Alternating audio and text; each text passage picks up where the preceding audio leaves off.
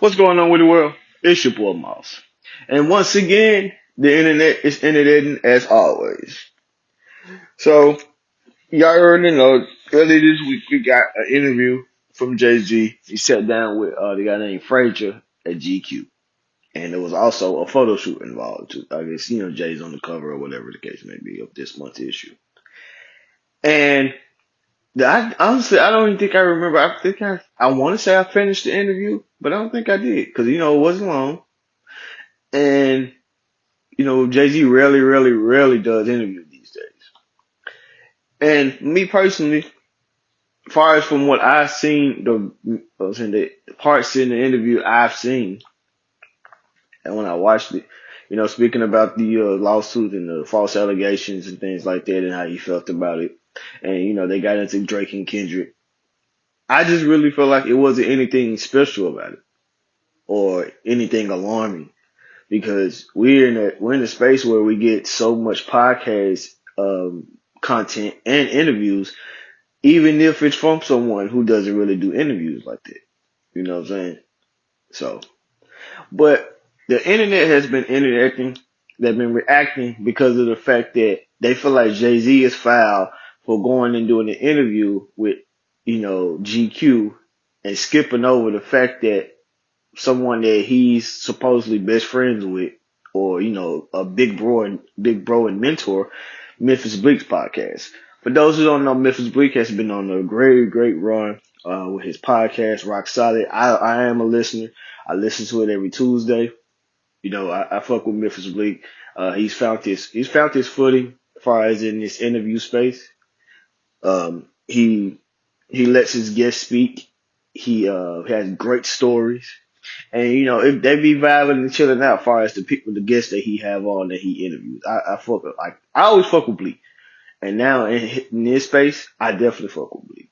He's definitely found his footing, and I understand people feel like everybody's doing it. It's no different than rap. It's no different than rap. So it is what it is. But people have been saying that Jay-Z he should have went to Memphis Bleek's podcast instead of going to GQ. And now that everybody just feel like, man, he really don't mess with Memphis Bleek or whatever the case may be. Because they already reacted when, Bleek opened up his restaurant out in Vegas a couple of months ago. And, he told Jay-Z to pull up, and Jay-Z sent out, his family, as far as his moms, his brothers and sisters and nephews and things like that, or whatever the case may be. And people feel like, man, he really don't mess with you like that. Okay, one of the things people need to realize is that Bleek can't control. There's something Bleek cannot control, and I think even at his age, he's accepted this a long time ago. He will forever always be mentioned with Jay-Z, or Jay-Z will always be mentioned with him. Because that's how long they've been rocking. And people are always going to bring up Jay-Z when it comes to Memphis Bleek. And I just feel like Bleek is in the space where, even though he knows that, people are always going to bring up Jay-Z when it comes to him, he is still comfortable with trying to build something of his own.